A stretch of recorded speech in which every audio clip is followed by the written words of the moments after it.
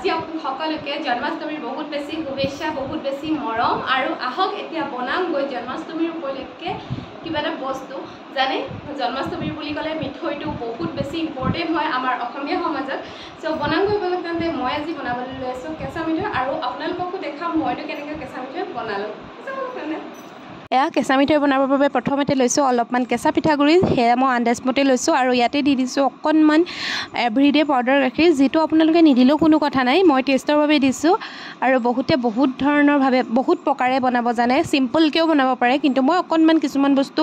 দিছোঁ যিহেতু ঘৰতে আছিলে বাবে আপোনালোকে নাৰিকল পিঠাগুড়ি নিদিলে নাৰিকল আৰু পাউডাৰ গাখীৰ নিদিলেও কোনো কথা নাই তাৰপাছতে মই ইয়াতে দিছোঁ গুড়ি চেনি যিখিনি মই গুড়ি কৰি লৈছিলোঁ কাৰণ গোটা চেনিখিনি দিলে অকণমান সময় থ'ব লাগে কাৰণে মই চেনিখিনি গুড়ি কৰি ল'লোঁ আৰু এইখিনি ধুনীয়াকৈ মই সানি লৈছোঁ গোটেই মিক্স কৰি লৈছোঁ গোটেইখিনি বস্তু ইয়াতে মই এতিয়ালৈকে গাখীৰ এড কৰা নাই তাৰপাছতে মই ইয়াতে অকণমান ঘি দিম ঘিটো আপোনালোকে আন্দাজ অনুযায়ী দিব পাৰে মই অকণমান আন্দাজতে দি দিছোঁ ডাঙৰ চামুচখনেৰে এচামুচ আৰু সৰু চামুচ এখনেৰে এচামুচ দিছোঁ মানে 1.5 চামুচ ঘি দিছোঁ ঘিখিনি আন্দাজমতে দিয়াৰ পিছত আকৌ মই ঘিখিনিৰ লগত গোটেই পিঠাগুড়ি যিটো মিশ্ৰণ বনাই থৈছিলোঁ সেই মিশ্ৰণটো ধুনীয়াকৈ সানি লৈছোঁ সানি লোৱাৰ পিছতে ইয়াতে অকণমান মৌ দিছোঁ মৌটো নিদিলেও কোনো কথা নাই সেইটো স্কিপ কৰিব পাৰে মই দি দিছোঁ আৰু ইয়াতে এতিয়া হৈ গ'ল এতিয়া অকণমান গাখীৰ দি পিনি ধুনীয়াকৈ সানি মোৰ কেঁচা মিঠৈ ৰেডি হৈ গ'ল দেখিছেনে একদম সহজভাৱে বনাব পাৰি এয়া মোৰ কেঁচা মিঠৈকেইটা ধুনীয়াকৈ বনাইছোঁ সম্পূৰ্ণ হৈছেনে নাই হোৱা বনোৱাত সেইটো নাজানো আপোনালোকে জাষ্ট ক'ব যদি কিবা ভুল হৈছে মই আপোনালোকক শিকোৱা বা মই ৰেচিপিটো শ্বেয়াৰ কৰা নাই জাষ্ট মই কেনেকৈ নবনাওঁ আপোনালোকৰ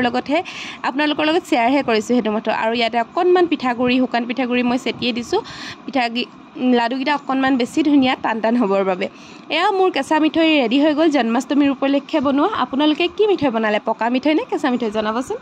প্ৰথমবাৰৰ বাবে কেঁচা মিঠৈ বনাই চালোঁ আজিলৈকে বনোৱা নাই আৰু শাহুমাই শিকাই দিছিলে আচলতে তেওঁ কৈছিলে যে বনাম লগতে কিন্তু মই তেওঁক নোকোৱাকৈ বনালোঁ তেওঁ গমেই নাপায় এতিয়াহে গম পাব বনাই হোৱাৰ পাছত